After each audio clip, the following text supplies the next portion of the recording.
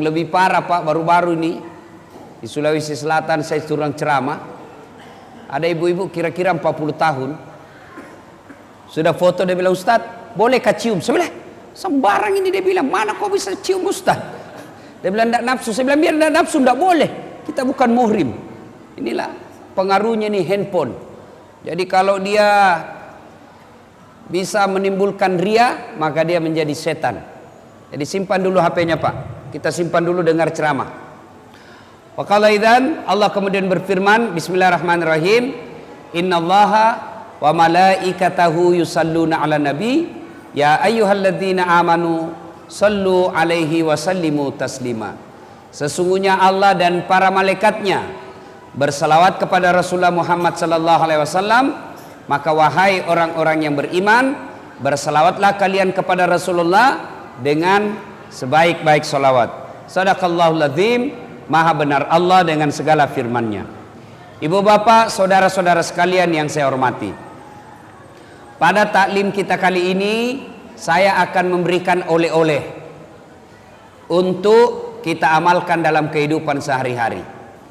Karena kadangkala ada orang pulang pengajian tidak ada oleh-olehnya kecuali kue.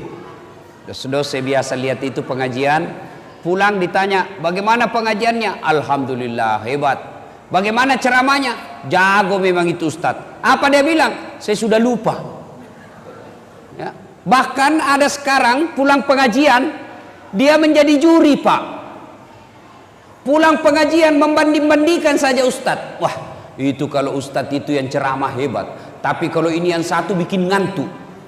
Itu datang dengar pengajian hanya menilai Ustaz, bukannya mengamalkan tapi menilai saja. Nah, kali ini saya akan memberikan oleh-oleh untuk kita amalkan. Mudah-mudahan dalam kehidupan sehari-hari bisa diterapkan. Bapak, saudara-saudara sekalian, oleh-oleh kita hari ini yang pertama, biasakan kapan dan dimanapun selalu ada wudhu. Mau ke pasar, wudhu dulu. Mau pergi kantor, wudhu dulu. Mau pergi ngajar, wudhu dulu. Mau pergi antar jemput anaknya, wudhu dulu. Bahkan ibu-ibu mau pergi gosip sekalipun, wudhu dulu. Nah sekarang, apa kelebihannya orang yang selalu ada wudhunya? Apa keutamaan orang yang selalu ada wudhunya? Buka Al-Quran. Al-Quran menjelaskan, orang yang selalu ada wudhunya, innallaha yuhibbut tawabina wa yuhibbul mutattakhirin. Orang yang selalu ada wudhunya dicintai oleh Allah. Lalu orang kalau dicintai Allah, apa kelebihannya? Apa kelebihan orang yang selalu ada wudhunya? Orang yang selalu ada wudhunya, insya Allah dicintai oleh Allah. Lalu kalau Allah telah cinta kepada kita, apa kelebihannya? Orang yang dicintai Allah Pak, apapun dia minta pasti dikasih. Ya Allah, berikan saya kekayaan, dikabulkan. Ya Allah, sembuhkan penyakitku, dikasih. Kenapa? Sudah dicintai Allah. Namanya orang kalau dicinta, apa dia minta pasti dikasih. Contoh, ada anak muda lagi jatuh cinta sama cewek. Kebetulan ceweknya mata duitan. Dia bilang ceweknya, "Kak, betul kau sayang saya?" "Betul." "Kalau betul abang sayang saya, belikan saya pulsa." Tidak ada duitnya sang cowok, terpaksa dia pinjam sama temannya. "Bos, pinjam dulu uangmu 100 ribu. Bulan depan saya ganti 200 ribu. Untuk apa?" "Daripada dia putuskan cintaku, biarlah saya ganti kau 200 ribu. Terpaksa pinjam duit. Untuk apa? Menyenangkan hati yang dicintai. "Ustadz, saya selalu ada wudhu. Tiap hari saya ada wudhu Ustadz. Tapi yang saya minta tidak dikasih." Percayalah apa yang kita minta tidak baik buat kita. Contoh, selalu saya contohkan. Tamat SMA dulu Pak, saya daftar tentara, menjadi akabri penerbang. Begitu tes fisik tidak lulus. Kenapa? Ceper. Tidak cukup tinggiku. Saya protes kepada Allah. "Ya Allah, kenapa kau takdirkan saya dalam keadaan pendek?" Saya 14 bersaudara Pak. Saya yang paling pendek. Saya anak ke-13. Kenapa ketawa? Bagus itu kalau banyak anak, daripada cuma 2. Coba kalau 14 anak Pak. 1 anggota DPR, 1 lurah, 1 jaksa, 1 polisi, 1 tentara, 2 penghafal Quran, 4 mubalik. Hebat Pak. 14 anak, 1 tenggelam, masih ada 13. 1 digigit buaya, masih ada 12. 1 di penjara, masih ada 11. Tapi coba kalau cuma 2, 1 tenggelam, 1 di penjara, habis. Orang dulu itu banyak anak, banyak rezeki. Ibu saya sekarang Pak, tiap bulan 14 juta gajinya. Tiap bulan. Dari mana? 1 anak 1 juta. 14 juta dia terima 1 bulan. Kalah gaji pegawai Pak. Dia bilang ibuku, andai saya tahu begini, saya kasih banyak dulu anakku. Nah, dari 14 bersaudara, saya yang paling pendek. Saya protes kepada Allah. Ya Allah, kenapa kau lahirkan saya dalam keadaan pendek? Kau tidak rugi jadi kalau saya jadi tentara. Teman saya lulus Pak. Padahal itu teman saya tidak pernah dia kalah nilaiku. Lulus polisi. Sekarang dia serse di Sulawesi Barat. Reserse. Sudah bunga-bunga dia di sini 2. Pakai baret merah. Saya lulus pakai baret putih. Tapi alhamdulillah dengan baret putih yang saya pakai, mulai baret hitam sampai baret putih, ku caramai kau semua. Allah kasih yang terbaik. Saya gagal jadi tentara, daftar lagi saya jadi dokter. 3 kali saya ikut UMPTN. Malah saya lulus di Sospol. Temanku yang jadi dokter, kira-kira 3 tahun yang lalu, saya telepon Ramadan, Dok, kembali lebaran sama keluarga? Tidak Ustadz. Rugi-rugi tuh cari uang tidak kumpul lebaran sama keluarga. Apa dia bilang? Mahal Ustadz. Untuk sampai ke kampung 16 juta tiket. Dalam hatiku, alhamdulillah, untung saya tidak jadi dokter. Untung saya jadi Ustadz. Sekarang saya keliling-keliling ceramah Pak. Allah kasih yang terbaik. Maka kalau mau dicintai Allah, biasakan ada wudhu. Kalau Allah telah cinta sama sampean, apa yang Bapak minta pasti dikasih. Kalau tidak dikasih, jangan sangka buruk. Pasti yang Bapak minta tidak baik buat Bapak. Anak daftar tentara tidak lulus, bukan di situ yang terbaik. Anak daftar PNS tidak lulus, bukan di situ yang terbaik. Percayalah, Allah memberikan yang terbaik. Yang kedua, orang yang selalu ada wudhunya. Setelah dicintai Allah, maka orang yang selalu ada wudhunya, insya Allah terpelihara dari dosa dan maksiat. Kok bisa? Contoh Pak, Bapak kalau ada wudhu kan tidak mau jabat tangan sama perempuan. Coba lihat, jangankan sama orang lain, sama istri sendiri kita tidak mau itu. Sudah wudhu ada istri, aja kajenekku, jangan ada wudhuku, padahal dengan istri, apalagi dengan orang lain. Kalau ada wudhu terpelihara dari dosa, maka mulai besok Pak amalkan itu. Kemana-mana ada wudhu. Saya rasakan waktu saya sekolah kuliah, kalau saya naik angkot tidak mau saya duduk dekat sama cewek. Cewek di sini, saya di sini. Terpaksa duduk dekat cewek. Kenapa itu yang kosong kita mau ujian? Oke, duduk sama cewek, tapi saya waspada. Saya selalu waspada Pak. Tiba-tiba sopirnya mendadak, saya pegang itu besi. Tahan. Kenapa? Saya ada wudhu. Tapi kalau tidak ada wudhuku Pak, belum direm, saya nyasar duluan. Coba. Jadi orang yang selalu ada wudhunya, insya Allah terpelihara dari dosa dan maksiat. Yang ketiga, orang yang selalu ada wudhunya, insya Allah terhindar dari kekafiran ketika wafat. Kok bisa? Ajal kita tidak tahu kapan menjemput. Ajal kita tidak tahu kapan datangnya. Tapi kalau ada wudhu, ajal menjemput, kita dalam keadaan suci. Sebelum saya lanjut ini Pak, ini bapak-bapak yang bawa anak. Bedanya bapak saya dulu waktu saya kecil Pak, saya ini tidak pernah mondok Pak, tidak pernah mondok. Bahkan saya pernah tamat SD, pernah bertengkar bapak saya berdebat. Karena saya mau masuk pesantren tapi tidak dikasih masuk pesantren. Kenapa? Pesantren waktu itu mahal. Tidak bisa bapak saya bayar. Bayangkan 14 bersaudara, bapak saya petani penggarap. Tahu namanya petani penggarap, Pak? Sawahnya orang dia kerja, kalau naik 10 karung, ya 9 karung untuk yang punya sawah, 1 karung untuk bapak saya. Itu namanya petani penggarap. Jadi waktu itu saya mau masuk pesantren, bapak saya tidak bisa. Kenapa? Waktu itu pesantren lebih mahal daripada sekolah umum. Tidak pernah mondok. Tapi bagaimana bapak saya kalau dia bawa saya ke masjid? Tudak kok, duduk kamu di sini, dengar itu ustaz ceramah. Maka saya dah tahu agama melalui masjid. Coba bapak-bapak bawa anaknya berkeliaran di sana. Itu bedanya kita orang Kristen, Pak. Itu orang Kristen kalau dia bawa anaknya ke masjid, dia ke gereja, dikasih duduk di sampingnya itu. Duduk kok, dengar pendetamu. Coba lihat itu anak-anak Nasrani kalau dia ke pendeta ke gerejanya. Duduk samping. Kalau kita duduk dengar ceramah, anaknya kopi main. Siapa anak itu? Tidak ada yang mau aku itu. Coba, siapa anak? Tidak ada yang mau ngakui. Mestinya duduk di samping kita, dengar.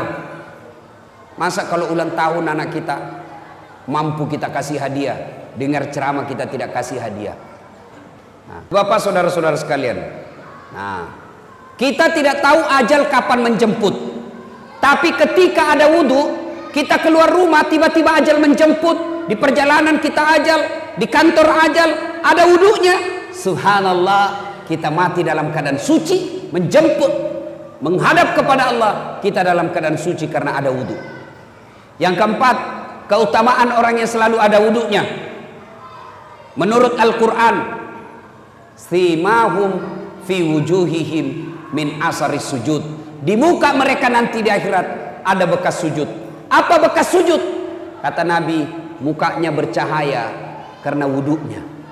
Dijelaskan dalam kitab, umat Islam nanti menghadap Qadir Rabbul Jalil, dia tidak perlu mengaku ya Muhammad saya umatmu, tapi tanda-tandanya bercahaya wajahnya. Nanti umat Islam, Pak, mengeluarkan cahaya wajahnya sehingga ketika menghadap Allah tidak perlu lagi kita mengaku ya Muhammad saya umatmu, tapi otomatis ketahuan karena wajahnya berseri-seri akibat wudhu. Maka oleh-oleh kita yang pertama, biasakan ada wudhu. Ibu-ibu ini biasanya kalau ada pengantin banyak perempuan tidak sholat. Kenapa? Gara-gara make up. Coba lihat perempuan kalau ada pengantin, Pak, itu kayak mukanya dikira tembok, kuning, biru, abu-abu, coklat, krem, merah. Tiba waktu sholat, tidak sholat itu. Gara-gara apa? Make up. Maka solusinya wudhu dulu baru make up. Sudah itu tahan kentut. Biar sudah wudhu, kalau kentut batal. Dia bilang tidak keluar semua Ustaz, masih sedikit aja keluar. Biar sedikit batal. Satu, biasakan ada wudhu. Selalu ada wudhunya. Yang kedua, oleh-oleh kita hari ini setelah selalu ada wudhunya, yang kedua, tiada hari tanpa sholat duha. Coba diamalkan. Bapak-bapak bekerja tujuannya apa? Memperbaiki dunia. Merantau dari Jawa, merantau dari Sulawesi, datang ke sini untuk apa? Memperbaiki dunia. Lalu siapa yang punya dunia? Allah Subhanahu wa ta'ala. Allah memberikan resep, kunci. Kalau mau sukses pekerjaanmu hari ini, maka biasakan sholat duha. Amalkan sholat duha. Bagaimana caranya sholat duha? Semua sudah tahu lah. Waktunya aja yang berbeda. Kalau tahajud, syaratnya harus sudah tidur. Waktunya malam hari. Berapa lama tidur? Biar 10 menit. Bapak tidur jam 12. Jam 12.15 menit bangun, sudah boleh sholat tahajud. Tapi waktu paling bagus sepertiga di akhir malam, kira-kira jam 4 subuh. Nah, itu paling bagus. Tapi kalau kita terbangun jam 1, boleh. Berapa rakaat? 2 sampai dengan 8. Artinya apa? 2 rakaat salam, 2 rakaat salam, 2 rakaat salam, 2 rakaat salam. Apa niatnya? Sudah. Sholli sunatal tahajud. Raka'ataini lillahi ta'ala, Allahu Akbar. Saya niat sholat sunnah tahajud 2 rakaat sunnah, hukumnya bagi saya lillahi ta'ala, Allahu Akbar. Itu kalau sholat tahajud. Kalau sholat duha, waktunya pagi hari. Jam berapa? Jam 7 kira-kira sampai menjelang duhur, ya kira-kira setengah 12. Berapa rakaat? 2 sampai dengan 8. Boleh 2, boleh 4, boleh 6, lebih bagus 8. Bagaimana niatnya? Ini yang selalu jadi pertanyaannya ibu majelis taklim. Apa niatnya? Niat itu tidak harus diucapkan, Pak. Niat itu tidak harus dilafazkan. Niat itu bahasa hati. Tanpa diucapkan Allah sudah tahu.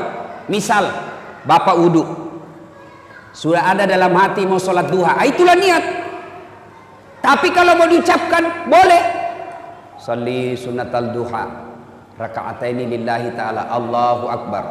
Saya niat sholat sunnah duha 2 rakaat sunnah, hukumnya bagi saya lillahi ta'ala, Allahu Akbar. Sudah. Tidak hafal juga itu, ambil jalan pintas. Gimana caranya? Berdiri tegak, menghadap ke kiblat, baru bilang begini, Tuhan, sembahyang sunat duha ya, Allahu Akbar. Sudah. Yang ketawa, saya serius ini Pak. Sudah, 2 rakaat berikutnya ulang lagi, Tuhan, masih seperti yang tadi, Allahu Akbar. Sudah. Daripada tunggu hafal usalli, kalau tidak hafal Bapak tidak sholat. Boleh bahasa Indonesia, boleh. Kalau niat boleh bahasa apa saja. Bahasa Jawa monggo, bahasa Bugis silahkan, bahasa Indonesia boleh, bahasa Inggris kalau tahu niat. Tapi kalau takbir Allahu Akbar, sudah tidak boleh bahasa masing-masing. Kan pernah itu ada ulama di Jawa mengajarkan boleh sholat pakai bahasa masing-masing. Bagaimana kacaunya sholat dalam masjid kalau kita pakai bahasa masing-masing, Pak? Yang jadi imam pakai bahasa Arab, Allahu Akbar. Makmum datang orang Sulawesi, dia takbir pakai bahasa Bugis, Pungallahu ta'ala malopo. Wih, datang orang Padang, dia takbir pakai bahasa Padang, Allah nan gadang.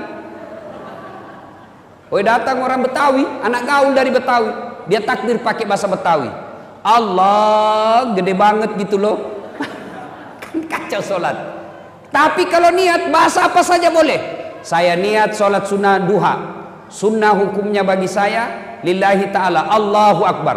Sudah baca doa iftitah, sudah baca doa iftitah, baca Al-Fatihah, sunnah wa duha. Kalau tidak hafal surah apa saja, bahkan boleh tanpa surah pendek, boleh.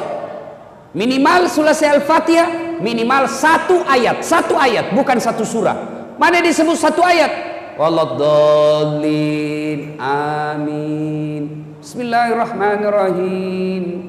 Alif lam mim. Allahu Akbar. Boleh. Rakaat berikutnya waladhdallin, amin. Bismillahirrahmanirrahim. Yasin. Allahu Akbar. Boleh. Tapi tentu beda pahalanya kalau Bapak panjang hafalannya. Kenapa? 1 huruf 7 pahala. Jadi makin panjang, makin banyak pahalanya. Yang penting jangan baca yang Bapak tidak hafal. Wattini, agak berat ini Pak. Hafal-hafal setengah wattini, baku sambung dengan walasr. Atau al-kafirun, berat juga ini Pak. Biasa mutar tidak mau sampai. Wala antum abiduna ma abud, wala ana abidu ma abadtum, wala antum abiduna ma abud, wala ana abidu ma abad, wala antum abid, wala ana abid. Dia bilang istrinya, kenapa itu tak putar-putar tidak mau sampai? Dia bilang, ini juga lah aku pikir.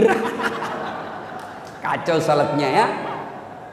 Tapi kalau tidak hafal wadduha, surah apa saja.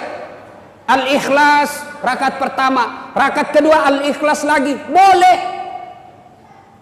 Sudah, minta kepada Allah 2 rakaat, Assalamualaikum warahmatullahi, Assalamualaikum warahmatullahi. Berdoalah.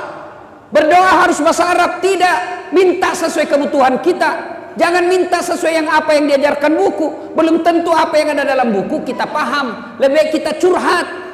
Ya Allah, saya sudah capek jadi orang miskin ya Allah.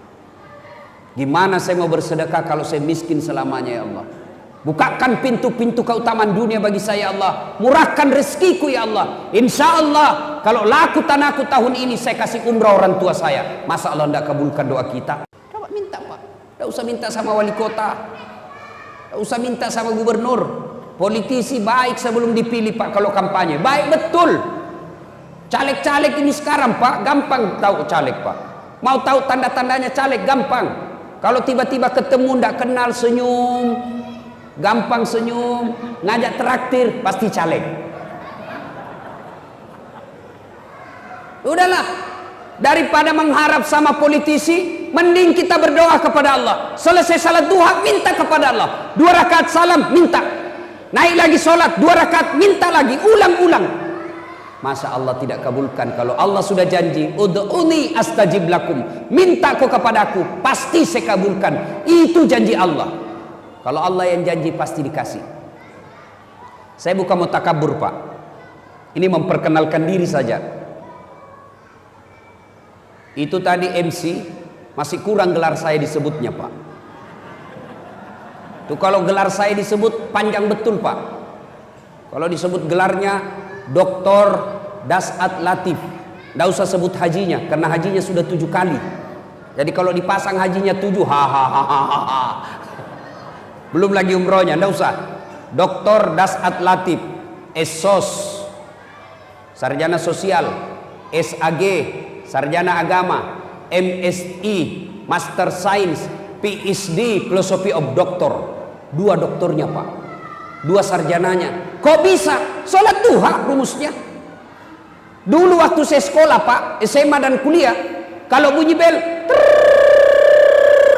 istirahat, kawan-kawan saya lari ke kantin, saya masuk ke musola, saya berdoa kepada Allah, ya Allah, saya terima nasibku orang miskin, saya terima nasibku orang kampung, tapi jangan pula engkau miskinkan ilmuku. Jadikan diri hamba sebagai pusat ilmu pengetahuan, jadikan diri hamba kebanggaan buat orang tua saya, murahkan rezekiku dalam menuntut ilmu ya Allah.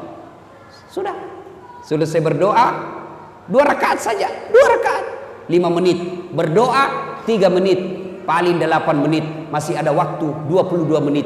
Selesai sholat, selesai berdoa, baru saya ke kantin kalau ada uang. Kalau tidak ada uang, cari anak orang kaya yang beleng-beleng. Beleng-beleng itu kalau di Makassar dongo.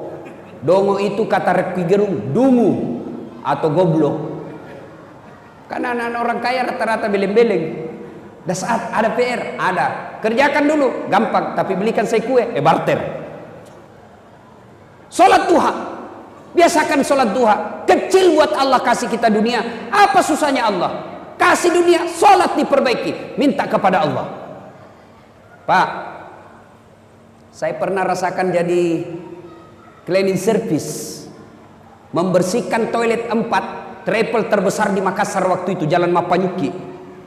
Saya bilang sama yang punya travel, tidak usah gaji saya, tapi kasih masuk namaku kalau ada undian umroh, kasih masuk nama saya, tidak usah gaji. Sampai tutup itu kantor, tidak dapat saya Pak. Saya pernah menjadi pegawai catering, ngantar-ngantar nasi, ya kalau catering mewah, ini catering abal-abal Pak. Jalan Harimau, lorong 77A, depan Masjid Baitul Aman, situ ada catering, orang bau-bau, namanya Bapak Resa. Bapak Resa kasih kerja saya ngantar nasinya ke Jalan Sudirman.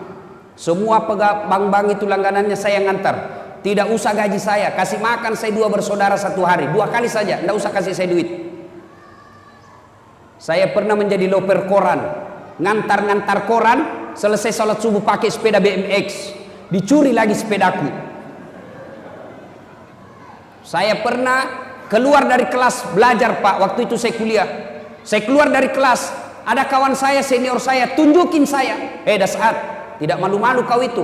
Apa? Bajumu cakar terus. Tahu cakar? Baju bekas. Itu kalau di toko resmi 100.000 satu, ini 100.000 7 masih bisa ditawar. Saya tidak marah, saya cuma bilang, ya Allah, murahkan rezekiku, panjangkan umurku, supaya saya bisa berbuat baik sama ini orang. Saya pernah rasakan itu Pak, naik mobil dari kampung saya di Pindrang, kurang lebih 200 km, naik mobil sampai ke Makassar, 8 jam berdiri. Kenapa? Bayar setengah. Kalau bayar full waktu itu 6.000, saya cuma bayar 2.000. Berdirilah saya Pak. paling siksa kalau tengah malam ngantuk. Saya rasakan itu berkali-kali. Demi Allah saya sering rasakan. Saya pulang sekolah, pulang kuliah, mau pulang kampung, ceritanya mau minta duit sama bapak saya. SPP waktu saya itu 92.000, 90.000 satu bulan, satu semester. Saya pulang kampung, begitu saya buka tutup nasi, nasinya saja mamaku dia cuma campur apa pak, garam, kasih minyak kelapa dengan kelapa muda, digabung-gabung itu garam, minyak kelapa dengan minyak dengan kelapa muda dicampur dengan nasi baru dimakan. Saya bilang sama adekku, ndak usah kau minta uang pembayaran. Kalau kau minta, bapak berpikir ibu stres, belum tentu ada uangnya. Lebih baik kita senangkan perasaannya. Kenapa kau das? Tidak ji pak, datang-datang saja. Padahal saya mau minta pembayaran, ndak jadi, saya pulang. Saya sering rasakan jalan kaki, tapi biiznillah, dengan izin Allah, tidak pernah lepas salat duhaku pak. Saya pegang betul itu namanya salat duha untuk pintu dunia. Alhamdulillah. Kalau dulu saya menjadi pegawai catering, pegawai cleaning service supaya bisa umroh, alhamdulillah sekarang saya punya travel sendiri. Saya bisa umroh kapan saja saya mau. Bahkan mengumrohkan orang. Dengan izin Allah. Kalau dulu saya jalan kaki, alhamdulillah saya sudah punya mobil beberapa unit. Bahkan yang saya pakai sekarang pak, belum cukup 5 di Makassar mobil seperti itu. Dengan izin Allah. Gimana rumusnya Ustaz? Sholat duha. Jadi bapak kalau mau baik anaknya, suruh sholat duha, pelihara dengan baik. Ibu-ibu, mau bantu suami cari nafkah? Mau ibu? Mau? Ibu ndak usah dagang kiri kanan, nanti difitnah orang. Begitu suaminya pergi, dia pergi juga. Gimana caranya? Tinggal sholat duha di rumah. Suami pergi, ibu sholat duha 8 rakaat saja, paling lama setengah jam. Kadang-kadang ada juga 2 rakaat cuma 1 menit. Allahu Akbar, Allahu Akbar, Allahu Akbar, Assalamualaikum. Amin. Sudah. Saya tanya, kenapa cepat sekali sholat duhamu? Saya sudah hafal Ustaz. Kalau soal hafal, kau bilang saja begini, Allahu Akbar. Tuhan, bacaannya sama kemarin. Assalamualaikum warahmatullahi. Sudah begitu saja. Sholat duha ibu. Selesai sholat duha, ibu menghadap kepada Allah. Salawat dulu supaya cepat doanya diijabah Allah. Ya Nabi salam alaika, ya Rasul salam, salam alaika. Sambil ibu bayangkan suami cari nafkah, dorong-dorong gerobak. Sambil ibu bayangkan jual-jual bensin suaminya. Sambil ibu bayangkan lagi di sawah. Sambil ibu bayangkan lagi di pasar suaminya cari nafkah. Ibu salawat mengharapkan ridha Allah. Ya Nabi salam alaika, ya Rasul salam, salam alaika, ya Habib salam alaika, salawatullah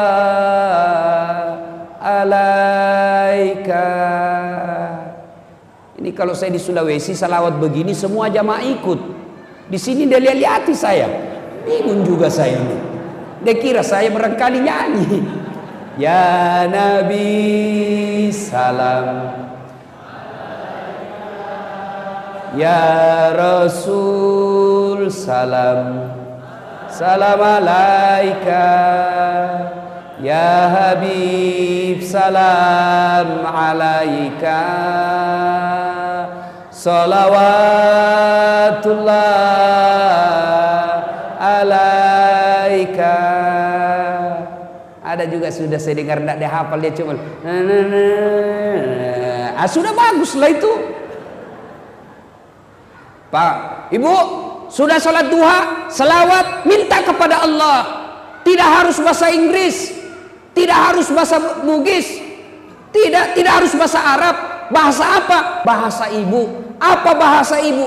Bahasa sehari-hari kita. Bahkan boleh berdoa pakai bahasa isyarat.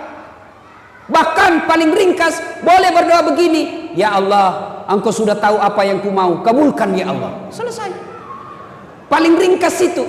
Puang, musen ni agai melo alena. Paling gampang itu. Ya Allah, kasih saya yang saya mau ya Allah. Saya tidak tahu menyusun kata-kata ya Allah, tapi Engkau tahu apa yang ku mau. Kabulkan cepat ya Allah. Selesai. Daripada bahasa Arab tidak ditahu artinya, bingung malaikat. Amin ya. Dia bilang, malaikat apa maksudnya ini ibu? Mau minta rezeki, dia disuruh kawin lagi suaminya. Silakan minta kepada Allah. Doa selesai sholat duha, dengar baik-baik bu. Bahasa Indonesia. Ya Allah, jika rezeki suami saya masih di atas langit, turunkan. Jika masih dalam tanah, munculkan. Jika masih jauh, dekatkan. Jika masih sedikit, cukupkan. Dan yang lebih penting ya Allah, berkahkan. Coba. Selesai sholat duha, selesai berdoa, SMS suaminya. Pak, jangan menghalalkan segala cara. Jangan putus asa. Baru saja Bapak saya doakan dalam sholat duhaku. Insya Allah Bapak dapat rezeki hari ini. Masya Allah. Kita sebagai suami, bu, dengar baik-baik bu. Ini rahasia laki-laki. Dengar baik-baik bu, jangan kasih tahu yang tidak datang pengajian. Rahasia laki-laki, rahasia suami, itu kalau dapat SMS doa seperti itu, dia kasih lihat semua temannya. Saya kalau dapat SMS begitu, saya kasih lihat semua temanku, istri yang soleha. Coba lihat bagaimana kita mau poligami kalau istri baik begini. Iya Pak Tok? Iya. Bapak pernah di SMS begitu? Ibu-ibu pernah SMS suaminya begitu? Pernah? Paling SMS-nya, Pak, jangan lupa singgah beli beras.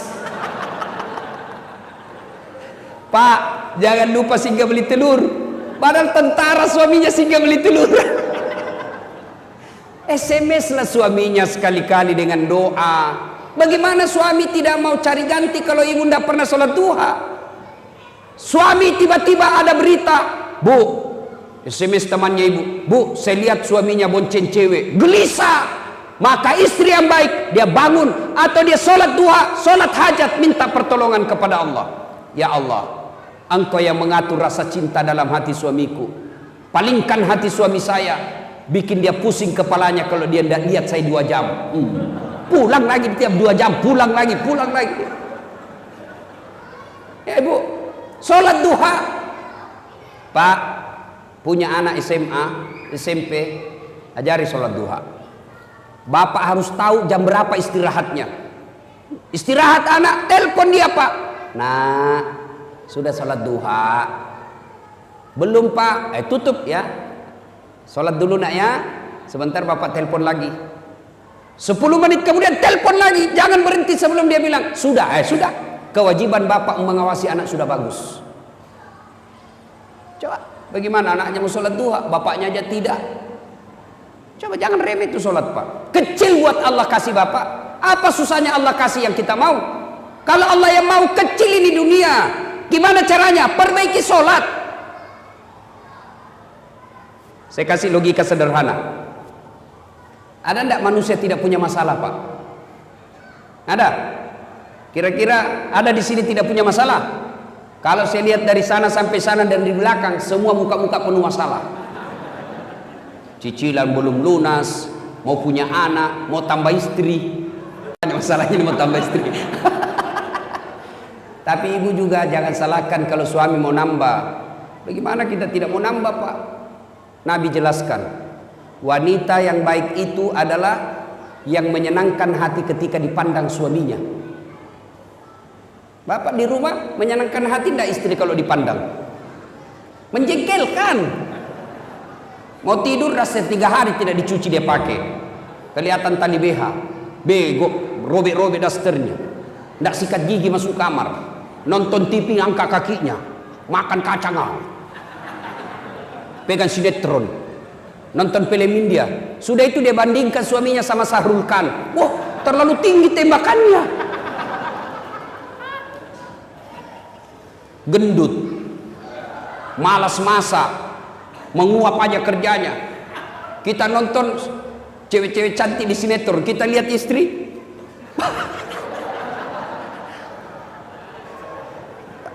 dia ngangkat keteknya Pak sambil menguap. Bagaimana suami tidak tekanan batin?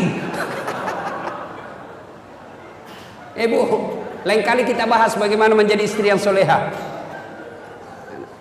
Nah, ibu bapak, saudara-saudara sekalian, ada enggak rumah tangga tidak ada masalahnya? Ada?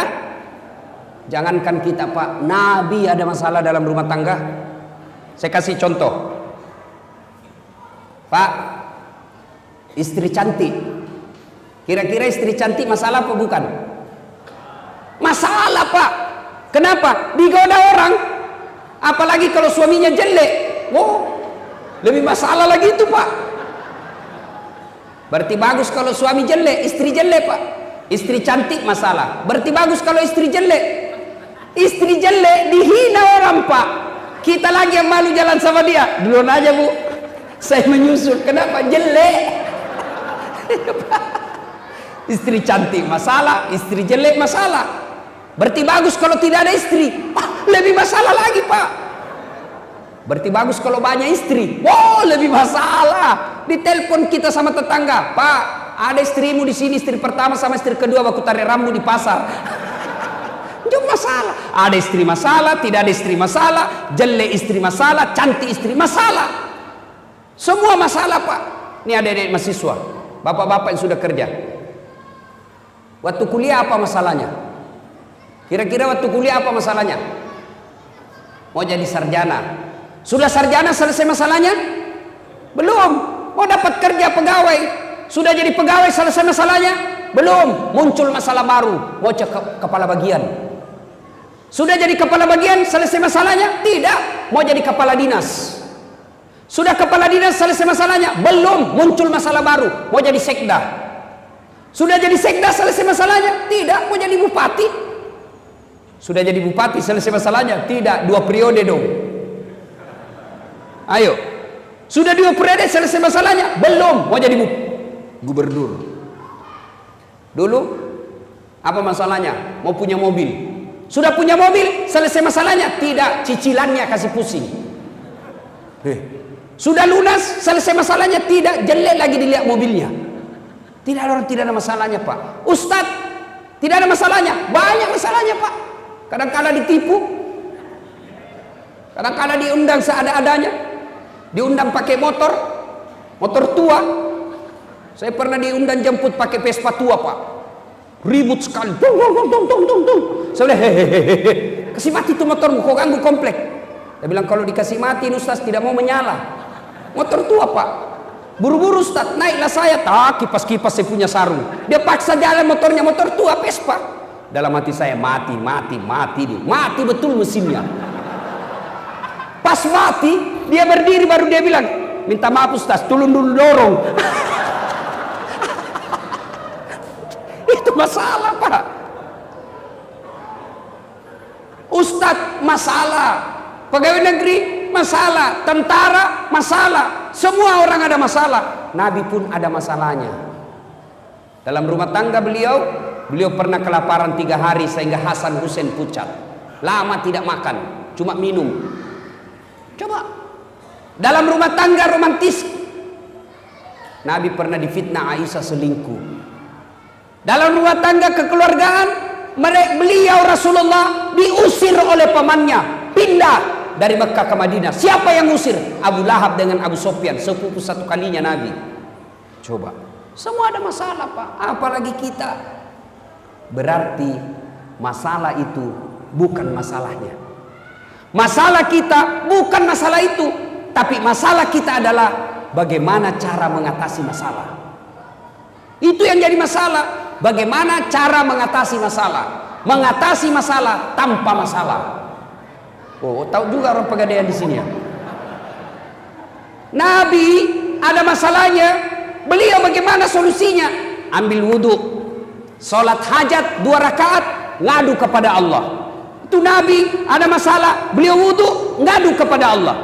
Kalau kita ada masalah, ambil Facebook, update status, teganian kau. Rindu sama suaminya, di mana di kau? Mau malam, update status, kesepian banget. Disleding sama temannya, boleh juga tuh diganti. Selingkuh berawal dari Facebook. Ini kita ini kan selalu berdoa, Pak. Manusia akhir zaman rajin berdoa. Berdoanya di mana? Di status. Sibuknya itu Tuhan mau baca statusmu. Mengadu kepada Allah. Salat duha, salat hajat, minta kepada Allah. Kalau Allah yang kabulkan kecil. Dua bapak saya tanya. Ada yang pernah tidur di sini 24 jam tidak pernah bangun-bangun? Ada? Ada enggak yang pernah tidur di sini Pak 2 hari tidak pernah bangun-bangun? Ada? Kecuali pingsan atau koma. Tidak masuk akal. Tapi kalau Allah yang mau, ada manusia yang tidur bukan 2 hari, bukan 1 bulan, bukan 1 tahun, bukan 100 tahun. Berapa? 309 tidur tidak pernah bangun-bangun. Ashabul Kahfi buka Quran. Tidak masuk akal, tapi kalau Allah mau, jadi. Sini saya tanya, ada tidak manusia bisa hidup kalau dibakar api yang sangat besar? Kira-kira bisa? Bisa tidak? Tidak mungkin, pasti mati kalau dibakar api. Tapi kalau Allah yang mau, Ibrahim alaihissalam dibakar dalam api yang sangat besar, keluar kedinginan. Kalau Allah mau. Tidak percaya? Buka surah Al-Anbiya. Apa lagi? Pak, perempuan tidak pernah disentuh laki-laki, bisa hamil tidak? Perempuan tidak pernah disentuh laki-laki, bisa hamil? Tidak mungkin kata ilmu kedokteran. Tapi kalau Allah yang mau, Siti Maryam, wanita suci, tidak pernah disentuh laki-laki, lahir Isa alaihissalam. Coba kalau Allah mau. Cuma sekarang banyak mau saingan Siti Maryam, hamil tidak ada suaminya, beleng-beleng. Kalau Allah yang mau, tidak ada mustahil. Maka Allah cuma minta ista'inu bis-sabri was-salah. Perbaiki sholat. Ada sakit asam urat di sini? Ada? Prostat, kolesterol, gula, kecil buat Allah, kecil. Kecil buat Allah sembuhkan itu. Gimana caranya? Jangan ke dokter dulu, ngadu dulu kepada Allah dalam sholat tahajud, baru ke dokter. Memangnya dokter yang sembuhkan kita? Bukan dokter yang sembuhkan. Siapa yang sembuhkan? Allah. Kalau dokter yang sembuhkan mestinya tidak ada dokter yang sakit. Tapi buktinya mantan Menteri Kesehatan Republik Indonesia meninggal gara-gara penyakit. Menteri Kesehatan, Pak, mestinya tidak sakit meninggalnya. Sakit, Pak. Kalau Allah mau. Coba. Dan sampai detik ini, mohon maaf kalau ada dokter di sini, sampai detik ini saya belum pernah dokter yang hebat, ketemu dokter yang hebat. Kenapa? Begitu saya ke dokter, saya juga yang kasih tahu penyakitku. Iya toh? Assalamualaikum dok. Waalaikumsalam. Kenapa Ustaz? Mas Ustaz, kenapa Ki Ustaz? Ini tidak enak, serasa perutku mencret-mencret. Kenapa bisa? Dalam hatiku, urusanmu ke dokterku. Tapi kan tidak. Dia tanya berapa berat badan, berapa umur. Kenapa? Beda umur, beda berat badan, beda dosis obat. Kenapa disuruh? Nah ini obat, datang lagi 3 hari akan datang. Kenapa? Apa dokter mau duit? Bukan. Kenapa? Mau dilihat efeknya ini obat, cocok apa tidak. Kalau tidak, ganti obat. Tapi Allah, tanpa Bapak beritahukan, Allah tahu apa penyakit Bapak. Maka lebih minta kepada Allah. Nah, kalau urusan dunia, adik-adik, kecil ini dunia. Kecil buat Allah kasih kamu insinyur, kecil buat Allah kasih mobil, kecil buat Allah lunasin utang. Caranya apa? Ngadu kepada Allah, sholat diperbaiki. Gimana mau baik dunia kita? Kita anggap renteng itu sholat. Tak mungkin. Jadi rumusnya perbaiki sholat. Gimana mau sholat duha 5 waktunya saja bolong-bolong? Saya kasih contoh. Kenapa hidup kita tidak susah seperti ini? Susah betul lunas utang, susah punya rumah, susah punya mobil, susah punya anak yang baik. Kenapa? Karena kita jauhi Allah. Contoh, suatu ketika saya pergi mencukur, gunting rambut. Yang cukur saya antara laki-laki dengan perempuan. Tahu kan makhluk seperti ini? Cala bayi. Saya bilang wandu, wanita doraka. Laki bukan, perempuan bukan. ACDC. Makhluk seperti ini kan cerewet Pak. Waktu dia cukur saya cerewet betul, semua dia komentar. Saya diam-diam saja dengar. Nanti saya tersinggung waktu dia bilang, Ustadz, saya tidak percaya Tuhan Maha Pengasih. Langsung saya pukul tangannya, hah? Sembarang dia bilang ini bencong. Kenapa bilang begitu? Kalau Tuhan Maha Pengasih Ustadz, kenapa ada peminta-minta di jalan? Dalam hatiku, benar juga ini orang. Tapi tidak usah diajak ke debat. Apa gunanya jenis kelaminnya aja tidak jelas, bikin habis-habis kuota. Keluarlah saya. Pas saya keluar ketemu orang gondrong. Tahu gondrong kan? Saya panggil, ini jawabannya.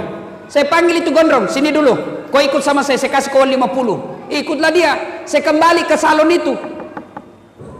Assalamualaikum. Waalaikumsalam. Kenapa lagi Ustaz? Sini dulu, Deng.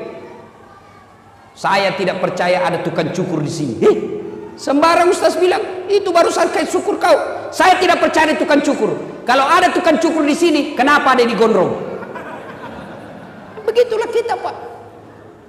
Dia bilang ini tukang cukur. Dia gondrong karena dia tidak datang. Coba kalau datang, saya gondol Ustaz. Gimana kita tidak punya masalah? Kita tidak pernah datang kepada Allah. Kita berdoa, ya Allah perbaiki hidupku, ya Allah muliakan usiaku, ya Allah persempurnakan hidupku, ya Allah angkat derajatku, ya Allah muliakan bisnisku. Allah jawab, oke, sini kau kalau mau, hayya alal falah, sini saya kasih kau kemenangan. Tapi apa jawaban kita? Tunggu. Pantas hidup kita susah, Tuhan disuruh menunggu. Makanya Bapak perbaiki sholat, biar dia tidak insinyur. Kalau baik sholatnya aman dunianya Pak. Tapi kalau tidak beres sholatnya, tinggi sekolahnya, kurang ajar. Coba lihat anak-anak sekarang Pak, sopan sama cowoknya. Kalau sama cowoknya, terserah abang aja deh, saya ikut aja, mana yang abang menurut cocok. Itu sama pacarnya, sama bapaknya kurang ajar. Mana buktinya? Periksa HP-nya anak-anak bapak di rumah. Kira-kira siapa wallpapernya Pak? Anak-anak bapak di rumah buka handphonenya, siapa gambarnya di sini? Gambarnya bapaknya. Anak mahasiswa saya periksa. Wih, gagah betul cowoknya Pak. Wih, gagahnya cowokmu dek. Dia bilang enggak, galungnya ini Ustadz. Siapa ini? Lee Min Ho. Oh, siapa ini Lee Min Ho? Artis Korea. Oh, artis. Dia kenal kok? Tidak Ustadz. Pernah kau di SMS? Tidak. Pernah kau dikirimi pulsa? Tidak. Bodoh. Ganti tuh. Bapakmu di situ kau pasang. Bapakmu kasih sekolah kau. Gapus itu. Ganti mau fotonya bapakmu. Dia hapus. Tunggu paling Ustaz. Dia cari fotonya bapaknya. Oh tidak ada Ustaz, sudah dihapus. Bapak ibu saudara-saudara sekalian, perbaiki sholat. 5 waktu cukup, sempurnakan dengan sholat duha. Ini oleh-oleh yang kedua, perbaiki sholat. Yang ketiga, tiada hari tanpa bertaubat. Taubat itu apa berkaitan dengan dosa? Tidak. Kalau taubat hanya berkaitan dosa, maka Nabi tidak usah bertaubat. Nabi tidak perlu istighfar. Kenapa? Nabi tidak punya dosa. Bahkan dijamin oleh Allah, ya Muhammad, kalau ada dosamu, aku telah ampuni dosa-dosamu. Tapi apakah Nabi tidak pernah istighfar? Sekali beliau duduk, 100 kali istighfar. Astagfirullahaladzim. La ilaha illa anta subhanaka inni kuntu minadz dzalimin. Satu ketika Imam Ahmad tahu Pak, muridnya Imam Syafi'i. Imam Syafi'i mengajarkan kunut, Imam Ahmad tidak. Suatu ketika Imam Ahmad bercerita, saya tidak tahu kenapa saya rindu sekali mau ke Basrah. Tinggal di Baghdad, ibu kota Irak, tapi mau sekali ke Basrah. Ibaratnya tinggal di Jakarta, rindu dengan mau ke Bogor. Padahal di Bogor tidak ada keluarganya, tidak ada sahabatnya. Imam Ahmad berkata, saya tak tahu kenapa saya rindu betul mau ke Bogor, mau ke Basrah.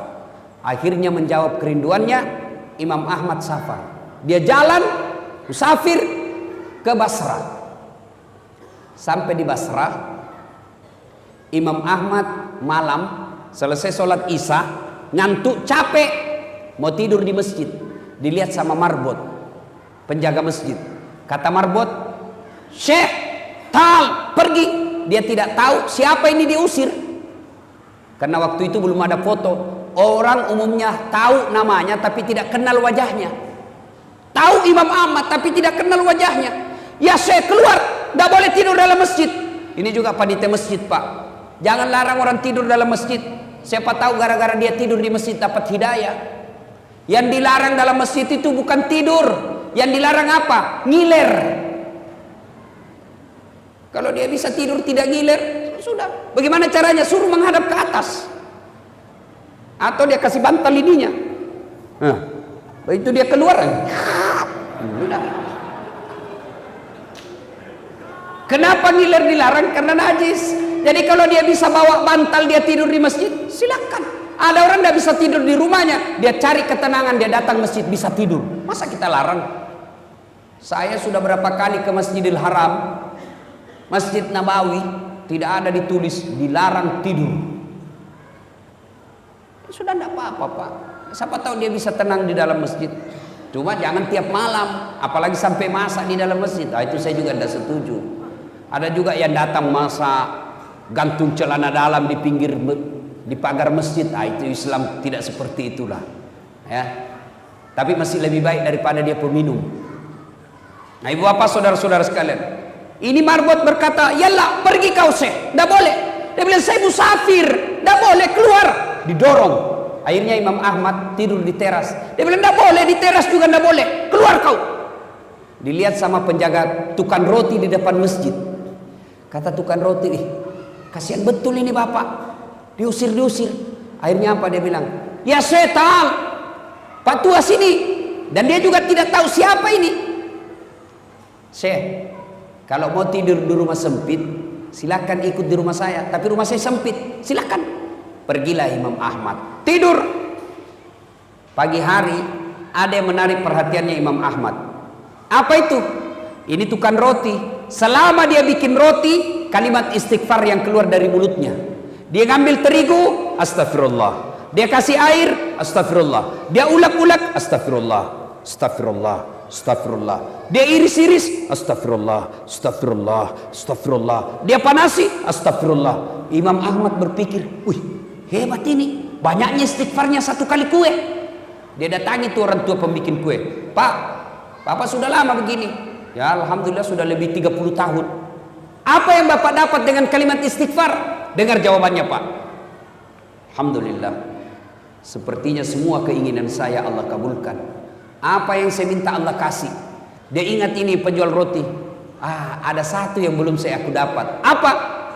Semenjak saya tahu, saya selalu berdoa, "Ya Allah, jangan mati saya, jangan kau cabut rohku sebelum ketemu Imam Ahmad." Ternyata Imam Ahmad lah yang ada di depannya.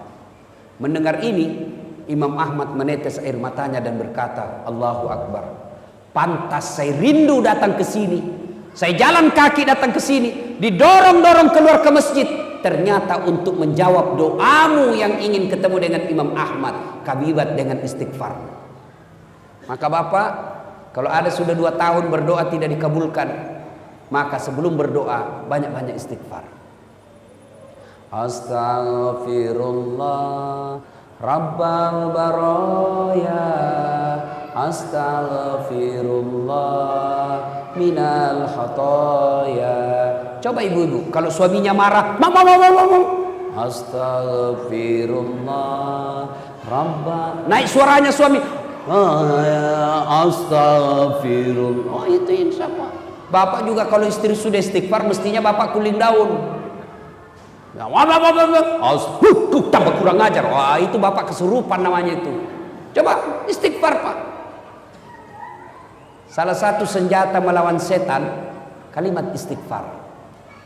Nabi pernah dialog dengan iblis. "Iblis, kalimat apa yang paling kau takuti di antara kami?" Nabi bertanya, "Apa yang paling kau takuti di antara kami?"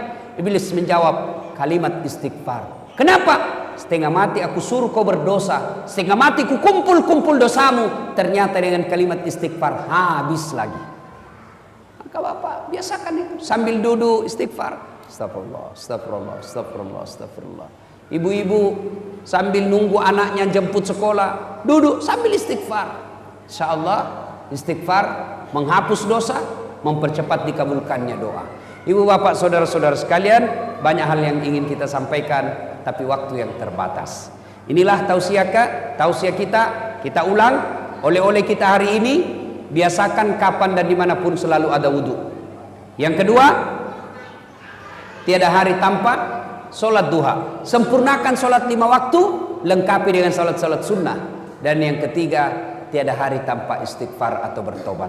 Mudah-mudahan mampu kita amalkan ini. Kalau 3 hal ini kita amalkan, janji Allah, maqamam mahmuda, saya angkat derajatmu, derajat di dunia, insya Allah derajat di akhirat kelak.